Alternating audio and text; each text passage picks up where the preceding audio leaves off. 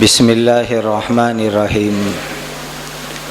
अल्हम्दुलिल्लाहि रब्बिल आलमीन वस्सलातु वस्सलामु अला सय्यिदिना मुहम्मदिन व अला आलिहि व सहबिहि अजमाइन।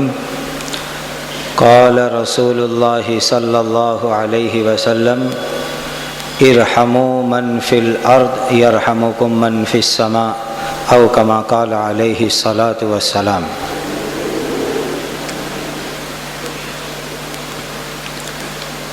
प्रथम तो एक बात मारी कमजोरी नहीं कहवानी है, वीकनेस मारी जे छे ते के हूँ मूળ तो गुजराती चोख्खो, परंतु मारो वधारे पड़तो अभ्यास Persian, Arabic and Urdu language में।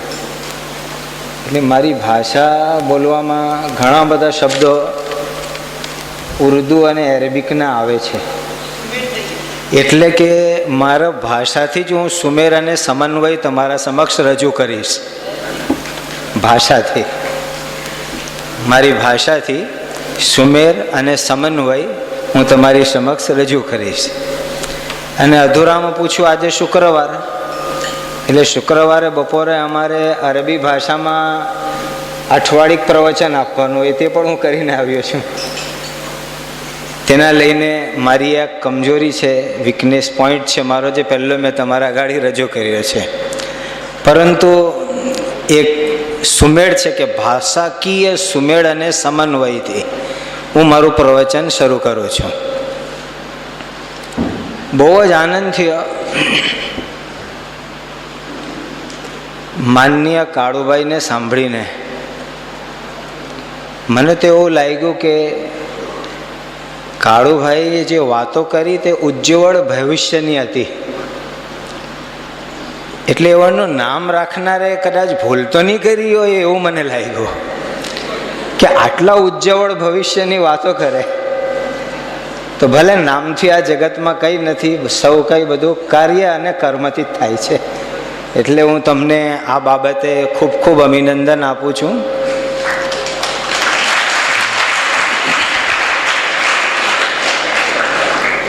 એઓની વાતને જરા આગળ વધાવતા એઓએ પ્રતિજ્ઞા લેવડાવી કે પોતાના કુટુંબના અર્થે કોણ વ્યસન છોડવા તૈયાર છે। તો કાળુભાઈને પણ દુઃખ થયું ને મને પણ દુઃખ થયું કે પહેલા વ્યસનમાં કોણ છે તે જ્યારે એઓણે સવાલ કર્યો ત્યારે હાથ વધારે ઉછળેલા, અને કોણ છોડશે પોતાના કુટુંબ માટે ત્યારે હાથ થોડા ઓછા ઊંચા થયેલા। તો એવણની વાતને એક પગલું આગળ વધારીને હવે હું એક બીજી પ્રતિજ્ઞા તમારા પાસે લઉં છું કે જગતના પરમેશ્વર, પાલનહાર, આપણા સૌના માલિક અલ્લાહને રાજી કરવા માટે કોણ વ્યસન છોડે એ માટે હાથ ઊંચા કરો। તો હવે કદાચ સંખ્યા વધવી જોઈએ, અને ચોક્કસ એ વધી શકે, એ આપણી એક ફરજ છે। જે પાલનહારે, જે માલિકે આપણને આટલું સૌંદર્યવાળું શરીર આપ્યું હોય તો તેની વફાદારી એ જ છે કે તેના આપેલા શરીરને આપણે ખોટી રીતે બરબાદ ને વેડફીને નાખીએ। એટલે તેની વફાદારીના અંદર આપણે વ્યસન છોડીએ, એ આપણી મૂળભૂત ફરજ બને। જેથી મારા દરેક વાલા મિત્રો, જો કોઈ ખરાબ વ્યસનના અંદર સપડાયેલા હોય તો મહેરબાની કરીને આજની સભામાં પોતાના માલિક, પાલનહાર અલ્લાહની વફાદારીના અંદર વ્યસન સદાય માટે છોડવાનો પાક્કો નિર્ધાર કરીને જજો, એ મારા દિલની અપીલ છે તમારાથી। બીજી વાત, ડૉક્ટર અશ્વિન સાહેબ દેસાઈ માટે તો શું કહું, પેપરોમાં એમને બહુ વાંચેલા, સાંભળ્યા અને જોવાનો આજે પહેલી વાર લાવો મળ્યો, તો એમ કહીશ કે મારો તો શુક્રવાર ફળી ગયો કે તમારા જેવા અતિ જ્ઞાનીને જોવા મળ્યા અને સાંભળવા મળ્યા। અને અમારા મોટા વરાછાવાસીઓને મારે તો દિલથી અભિનંદન આપવાના, ખાસ અમલા સાહેબ અને એવરની ટીમને, કે શુક્રવાર એટલે પવિત્ર દિવસ, પણ એની પવિત્રતાના અંદર અને એના સારાપણના અંદર એઓએ આજે એક ભવ્ય વધારો કર્યો કે આટલો સુંદર એવણે કોમી એકતાનો એક નમૂનો આપણે રજૂ કરી શકીએ એવો આટલો સુંદર પ્રોગ્રામ કર્યો. તે બદલ એવણને હું સ્પેશિયલ મુબારકબાદી પાઠવું.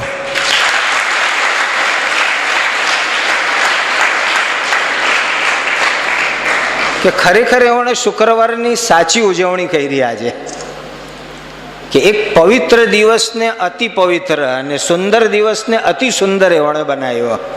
એટલે દિલથી મારે એવણને અભિનંદન આપવા જોઈએ. અને બીજી વાત એમ કહું, ડૉક્ટર અશ્વિન સાહેબે માનવ અને માનવતાની વાત કરી, તો માનવ કયો ને કહી શકાય. 4 વાક્યમાં હું તમને એક વાત રજૂ કરી દઉં. જે કોઈ દુઃખીને જોઈને જેની આંખોમાંથી આંસુ સરી પડે એ માનવ સાચો કહેવાય. જુલ્મ અને અત્યાચારને જોઈને જેના દિલ તડપી ઉઠે એ સાચો માનવ કહેવાય. ગુનો થઈ જાય માનવ છે, ગુનો થઈ જાય તો તેની પેશાનીના ઉપર શરમથી પસીનો આવી જાય તે માનવ કહેવાય. અને જેને કુદરતે જગતના પાલનહારે કંઈક આપ્યું હોય તો તે સખાવતથી ઉદાર દિલે દુખીઓની દુખિયાઓની સેવા કરે એ સાચો માનવ કહેવાય.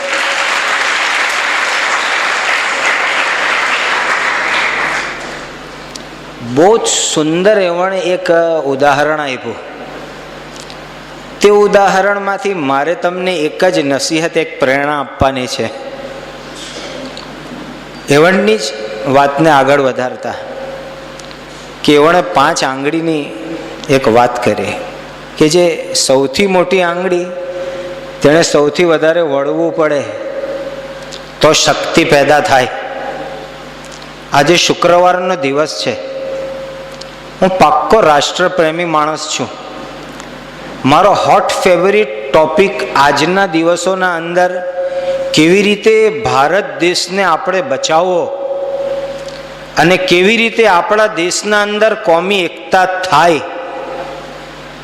એ મારો એટલો બધો હોટ ફેવરિટ આજકાલનો ટોપિક છે કે રાત્રે સ્વપ્નમાં પણ એને જ હું જોઉં છું.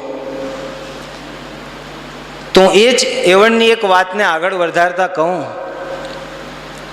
સૌ મારા દેશવાસી ભાઈઓ છે કે જે સૌથી લાંબી આંગળી તેણે સૌથી વધારે વળવું પડે તો સાચી શક્તિ પેદા થાય.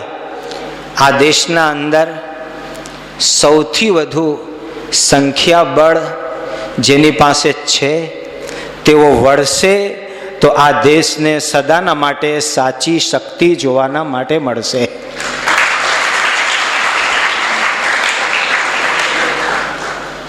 દોસ્તો, કેટલી સુંદર ફૂલદાની વડે અમારું સ્વાગત કરવામાં આવ્યું. ટેબલ પર મૂકીને વિવિધ પ્રકારના ફૂલો છે એના અંદર. અગર આ ફૂલોમાં એક પણ ફૂલ જો કરમાયેલું હશે તો આખી ફૂલદાનીની શોભામાં ઘટાડો થશે. અને લોક સંચાલકોને કહેશે, ડૉક્ટર અશ્વિન સાહેબ કહેતા હતા ને છેલ્લે કે જે મને લઈ આવ્યા તેને શોધશે લોકો. તો સંચાલકોને લોકો શોધશે કે આટલો સુંદર તમે ફંક્શન કર્યો ને તમને ફૂલદાની માટે આવા ફૂલો મળ્યા કે જેમાં 4 ખીલેલા હોય ને 1-2 કરમાઈ ગયેલા હોય. અને સમગ્ર મહેમાન ગણોના સામે એ ફૂલદાનીના લીધે કેટલી બદનામી થાય કે મેનેજમેન્ટના અંદર એટલી પણ સમજ ના હતી કે બધા ખીલેલા ફૂલો એવો લાવીને મૂકતે. આ કેવું કે 4 ખીલેલા 2 કરમાયેલા. દોસ્તો, આજે શુક્રવારના દિવસે આ તડપતા દિલની વાત કરું. આપણો ભારત દેશ એક ફૂલદાની જેવો છે. એમાં જેટલી કોમો અને જેટલા ધર્મના લોકો રહે છે એ ફૂલદાનીના ફૂલો છે. અગર જો એક પણ ધર્મ કે એક પણ જ્ઞાતિના લોકોને કોઈ પણ રીતે કરમાયેલા રાખવામાં આવશે તો સમગ્ર જગતના અંદર મારા ભારત દેશની છબી ખરડાયેલી હશે.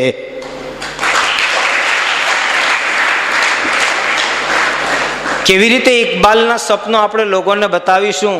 સારે જહાં સે અચ્છા हिंदुस्तान हमारा, हम बुलबुले हैं उसकी, वो गुलसिता हमारा. गुलसिता किसको कहते हैं? ફૂલવાળીને ગુલસિતા કહેવામાં આવે છે. કોઈ પણ કોમનું, કોઈ પણ જ્ઞાતિનું અગર શોષણ થાય, તેને પાછળ રાખવામાં આવે અને તે કરમાયેલા રહેશે તો કદી પણ જગતના અંદર ભારત દેશની છબી સુધરવાની નથી. અને આ શબ્દો આજે શુક્રવારની પવિત્ર ઘડીઓમાં લખી લ્યો. માલિક અને સર્જનહારના ઉપર સંપૂર્ણ ભરોસો કરીને કહું છું, જો ભારત દેશના અંદર સંપૂર્ણ રીતે કોમી એકતા આવી જાય તો પવિત્ર પરમેશ્વરના સોગંદ, આવતા 10 વર્ષના અંદર મારો ભારત દેશ વિશ્વની મહાસત્તા બનીને રહેશે.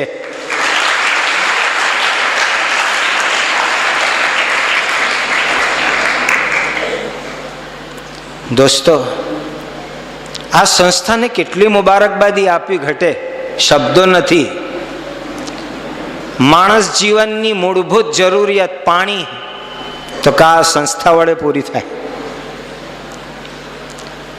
માણસ જીવનની બીજી બહુ મોટી જરૂરત શિક્ષણ તો આ સંસ્થા પૂરી પાડે.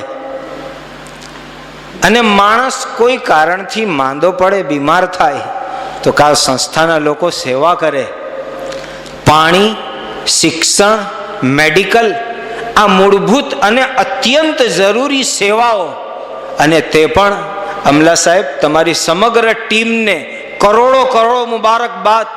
હિન્દુ મુસ્લિમ કોઈ પણ જાતના ભેદભાવ વગર, કોઈ પણ જાતના ભેદભાવ વગર તમે સાચા અર્થના અંદર હકદાર છો કે તમારી સંસ્થાના દરવાજાના ઉપર લખો, મઝહબ નહીં સિખાતા આપસ મેં बैर रखना, हिंदी है हिंदुस्तान वतन हमारा.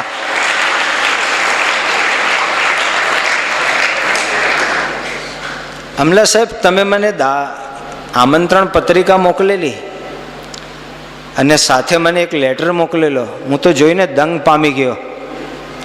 એવું મન થયું કે એની એક કોપી મારે કોઈ પણ વડે તે લોકોને મોકલવી જોઈએ કે જેઓ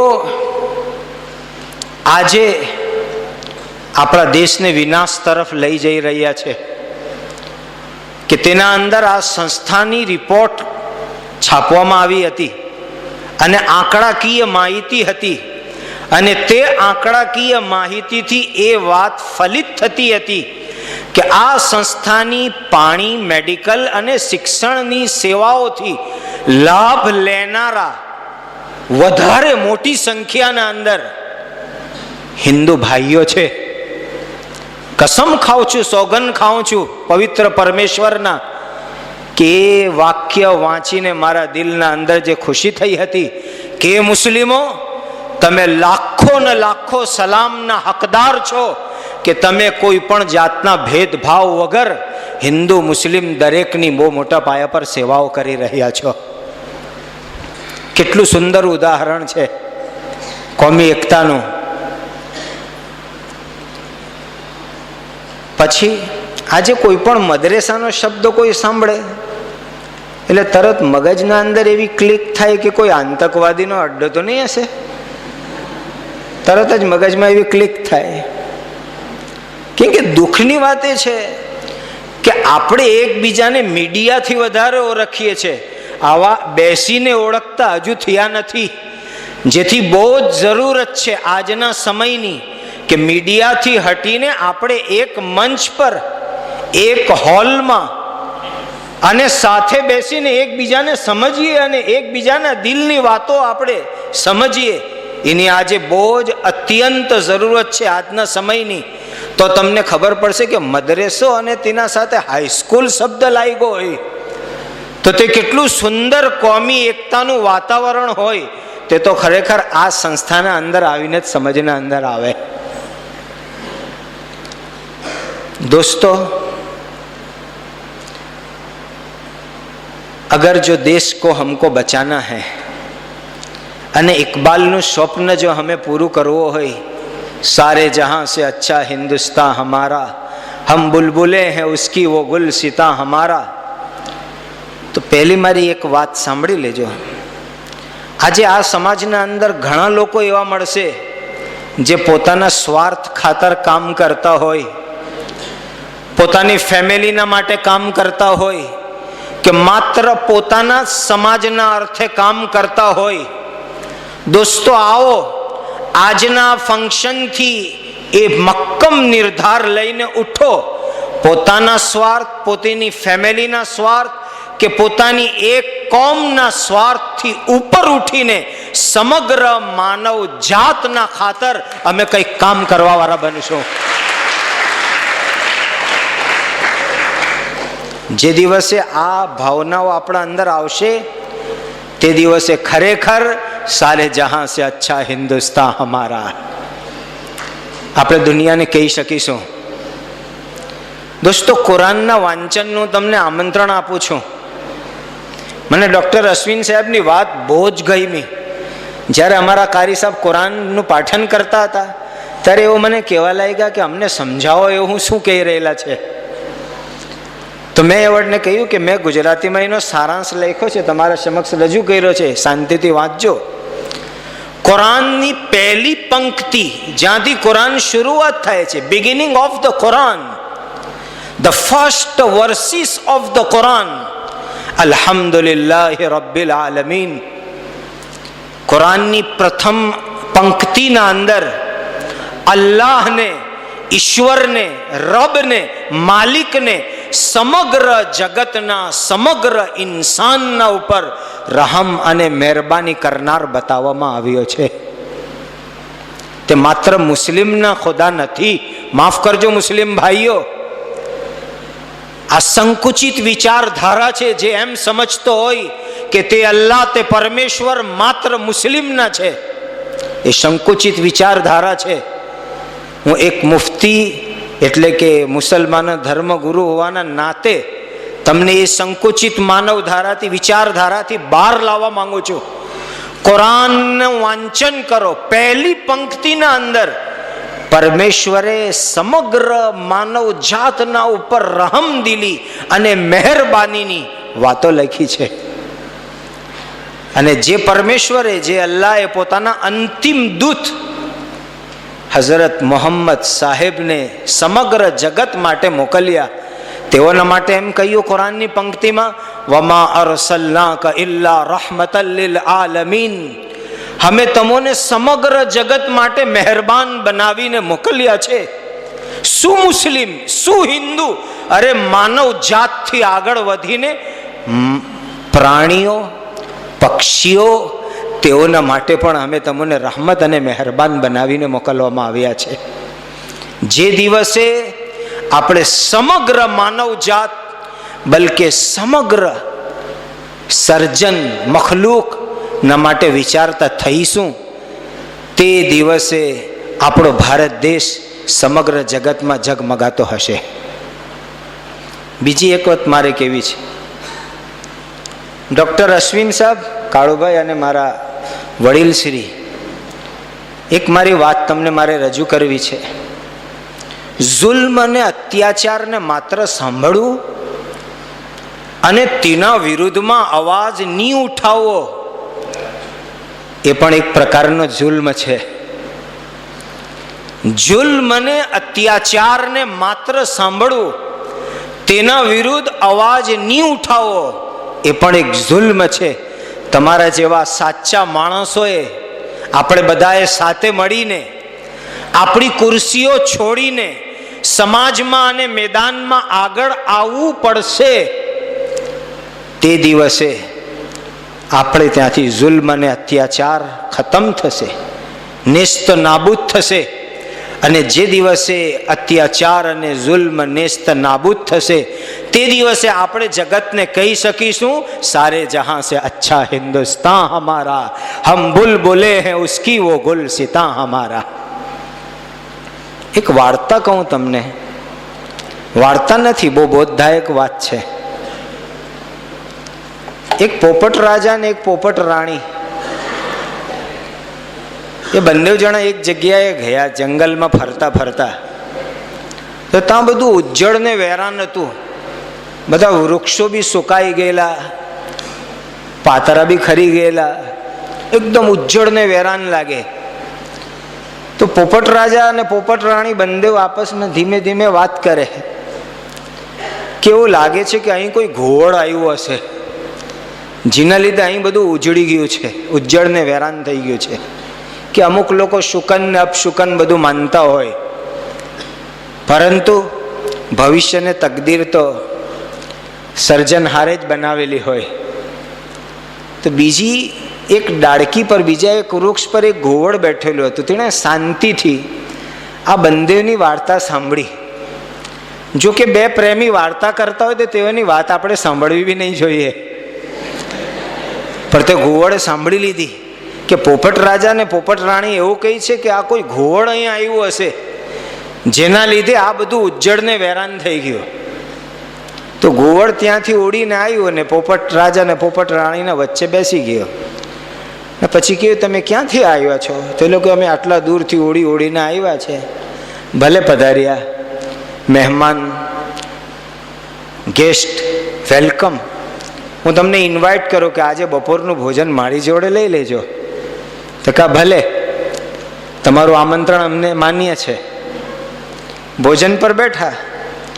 જ્યારે ભોજન સમારંભ પતી ગયો તો ઘોવડે આવીને પોપટ રાણીના ઉપર હાથ મૂક્યો કે ચાલ મારી વાલી પત્ની, આપણે ફરવા જઈએ. તો એ સાંભળીને પેલો પોપટ રાજા અને પોપટ રાણી બંને વિચારમાં પડી ગયા કે અમારા કપલના વચ્ચે આ ત્રીજો ક્યાંથી આવ્યો,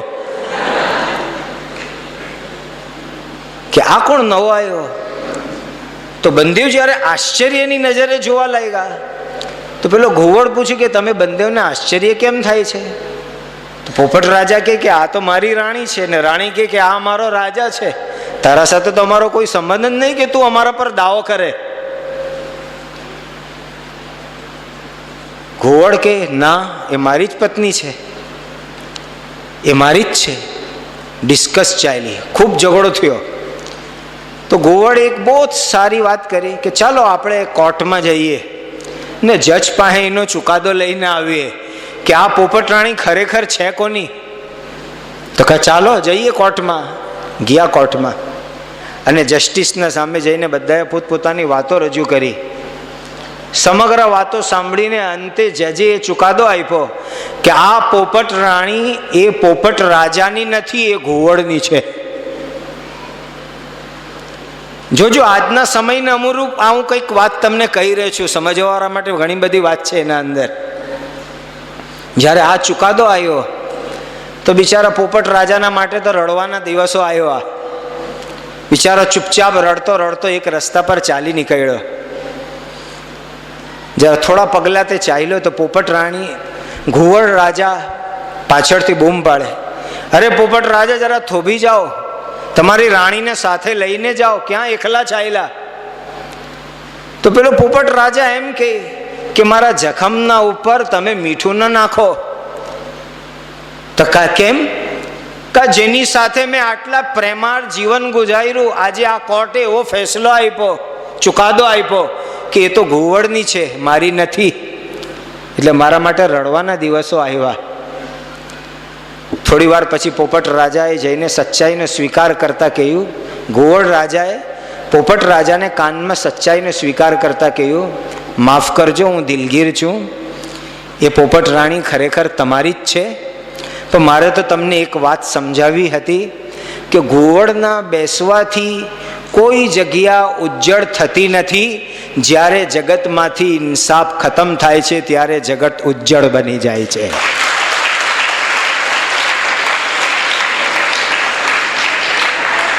જસ્ટિફાઈડ ફોર ઓલ ઇન્સાફ સમગ્રના માટે, જોઈને નહીં કે સામે કોણ છે. યાદ રાખો, જે દિવસે સમગ્ર કોમોના માટે બંધારણના મુજબ ઇન્સાફ આ દેશના અંદર આમ થશે, તે દિવસે આપણે કહેશું હમ હે બુલબુલે ઉસકી વો ગુલસિતા હમારા, સારે જહાં સે અચ્છા હિન્દુસ્તાન હમારા.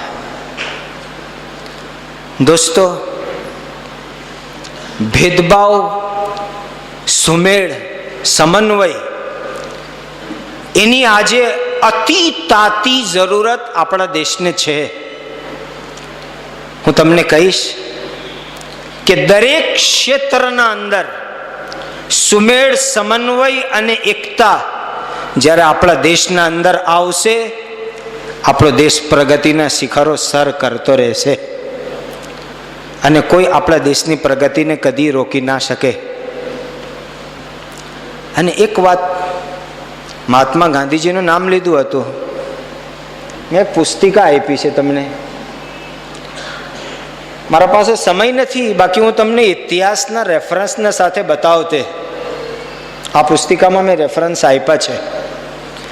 મિસ્ટર મોહનદાસ કરમચંદ ગાંધીને મહાત્મા ગાંધી બનારનાર વિભૂતિ, વ્યક્તિ, ગુમનામ એ કોણ હતી, એની ઓળખ મેં મારી આ પુસ્તિકામાં આપી છે.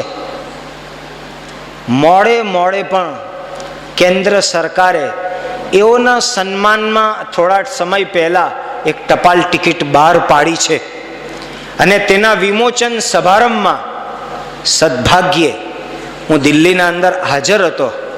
ભારતના રાષ્ટ્રપતિ શ્રી પ્રણવ મુખર્જી શ્રીના હાથે એ ટિકિટનું અત્યારે વિમોચન થયું અને એ મહાન વ્યક્તિ હતા જેઓને શેખુલ હિન્દ મૌલાના મહમૂદ હસન દેવબંદી રહમતુલ્લાહ અલૈહ કહેવામાં આવતા હતા.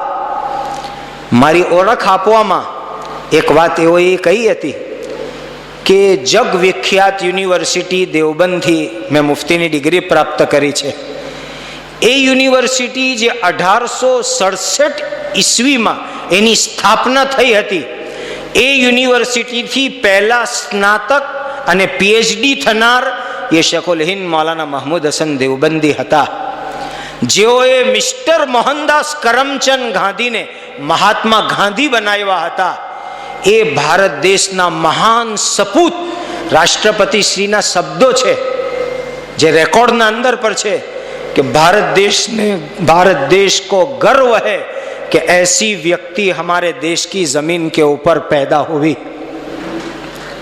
एवा शेखुल हिंद मौलाना महमूद हसन देवबंदी जो साचा अर्थना अंदर स्वतंत्र सेनानी અને ભારત દેશની કોમી એકતાના ચાહક હતા. તેઓના શબ્દો છે कि इस देश की रहने वाली तमाम कौमें अपने अपने मजहब पर जिंदगी गुजारे, कोई किसी के मजहब में, धर्म में दखलगिरी न करे. जिस दिन ये होगा कि हर कौम के लोग अपने अपने मजहब पर आज़ादी से अमल करे और मजहब में कोई किसी के दखल न करे, तो उस दिन इस देश के अंदर सही माने में कौमी एकता जिंदा हो जाएगी. અને આજે એની સાચા શબ્દોમાં જરૂરત છે કે દેશના અંદર રહેનારી દરેક કોમો એકબીજાનો આદર કરે, સન્માન કરે. ધાર્મિક બાબતો પોતપોતાની મંદિર, મસ્જિદ, દેવળ, અગિયારી, ગુરુદ્વારા એના અંદર પોતાની ધાર્મિક બાબતો પોતાના સમાજમાં અને પોતાના જીવનના અંદર, બાકી એકબીજા સાથે ટકરાવની નીતિ આપણા દેશને બરબાદ કરી દેશે. ટકરાવની નીતિ આપણા દેશ માટે નથી. દોસ્તો, અંતમાં મારા વિદ્યાર્થી મિત્રોને એક વાત કહીશ અને વાલી મિત્રોને પણ. વાલી મિત્રો અને વાલી બહેનો, સમયના સંજોગોને સામે રાખીને એક પ્રતિજ્ઞા લઈને ઉઠો. આપણા પરમેશ્વરે, અલ્લાહે, ખુદાએ આપણને દરરોજ 24 કલાકનો એક દિવસ આપ્યો છે. મારી નમ્ર વિનંતી, દર કલાકમાંથી 1 મિનિટ કાઢજો. એટલે 24 કલાકમાંથી 24 મિનિટ પોતાના બાળકોના સંસ્કારના માટે ફાળવશો તો તમારું બાળક ભવિષ્યનું સાચું નાગરિક બનશે. આજે દુઃખ છે, આપણા ઘરો ઘર નથી, હોટલ છે. આપણા ઘરો ઘર નથી, હોટલ છે. બાળકો સૂતેલા હોય ત્યારે પિતાશ્રી ધંધા પર જતા હોય, અને બાળકો સૂઈ ગયા હોય ત્યારે પિતાશ્રી ધંધાથી પરત આવતા હોય, અને શનિ રવિ કોઈ શહેરની પ્રખ્યાત રેસ્ટોરન્ટમાં જમાડીને પિતૃત્વનો હક અદા કરવાનો આપણે સમજતા હોય તો કદી આપણા બાળકો સાચા નાગરિક બનવાના નથી. એ બાળકો માટે પ્રતિ કલાકે 1 મિનિટ ફાળવજો, એવાના સંસ્કાર માટે, એઓના અંદર સાચા અખલાકનું સિંચન થાય એ માટે, તો એ તમારા બાળકો ફૂલના જેમ ખીલીને તમારું નામ જગતના અંદર રોશન કરશે. અને મારા વાલા વિદ્યાર્થી ભાઈઓ અને બહેનો, સમય તમને પુકારે છે. આવો, દેશના માટે આજે સારા વૈજ્ઞાનિકોની જરૂરત છે. પરંતુ ડૉક્ટર અશ્વિન સાહેબે કહ્યું ને, કેવા સારા વૈજ્ઞાનિકો કે જે માત્ર બોમ્બ મારીને મનુષ્યને ખતમ નહીં કરી દેતા હોય, એવા વૈજ્ઞાનિકો જેઓના અંદર સેવાની ભાવનાઓ હોય, લોકોના દુઃખને સમજવાની ભાવના હોય, જે માનવ જીવનને ખતમ ન કરે પરંતુ માનવ જીવનને આબાદ કરવાની પ્રતિજ્ઞા લેતા હોય, એવા ભવિષ્ય ઉજ્જવળ વાળા વિદ્યાર્થીઓની દેશને અને સમગ્ર જગતને આજે જરૂરત છે. ફરીથી હું તમને મુબારકબાદી આપું છું. શુક્રવારનો દિવસ અને બહુ જ અતિ સુંદર આ તમારો પ્રોગ્રામ આજના સમયની ભારત દેશની સૌથી મોટી જરૂરત, કે જ્યારે કે નફરત અને વેર ઝેરના બીજ વાવવામાં આવતા હોય, અને ઇલેક્ટ્રોનિક મીડિયા હોય કે પ્રિન્ટ મીડિયા હોય, એની સંપૂર્ણ શક્તિ કોમોને લડાવવામાં લાગતી હોય, ત્યારે આપણે બહાર નીકળીને એકબીજાને મળવું પડશે, બેસવું પડશે, સમજવું પડશે, એકબીજાના વિચારોની આપ-લે કરવી પડશે. અને કોઈ પણ પ્રશ્ન ઊભો થાય તો આપણે એકબીજાને મળીને તેને હલ કરીએ અને તેનું નિરાકરણ લાવીએ, તો આપણે સમગ્ર જગતને કહી શકીશું, સારે જહાં સે અચ્છા હિન્દુસ્તાન હમારા, હમ હે બુલબુલે ઉસકી વો ગુલસિતા હમારા. બસ ફરીથી તમને ખૂબ જ અભિનંદનના સાથે, અગર કોઈક વાત ખોટી કહી દીધી હોય, ક્ષમા યાચનાના સાથે. પરમેશ્વર અલ્લાહ આપણને સૌને સદબુદ્ધિ આપે. વા આખિરુ દાવાના અલ્હમ્દુલિલ્લાહિ રબ્બિલ આલમીન. ખૂબ સરસ. શ્રી પઢ લીજીએ. સુબહાનક અલ્લાહુમ્મા બિહમ્દિકા વ તબારક અસ્મુકા વ તઆલા જદ્દુકા વ લા ઇલાહા ગૈરુક. અલ્લાહુમ્મા સલ્લિ અલા સય્યિદિના મુહમ્મદિન વ અલા આલિહિ વ અસ્હાબિહિ અજમઈન. اللهم إنا نسألك من خير ما سألك منه نبيك سيدنا محمد صلى الله عليه وسلم ونعوذ بك من شر ما استعاذك منه نبيك سيدنا محمد صلى الله عليه وسلم وأنت المستعان وعليك البلاغ ولا حول ولا قوة إلا بالله العلي العظيم. ربنا آتنا في الدنيا حسنة وفي الآخرة حسنة وقنا عذاب النار. ربنا تقبل منا إنك أنت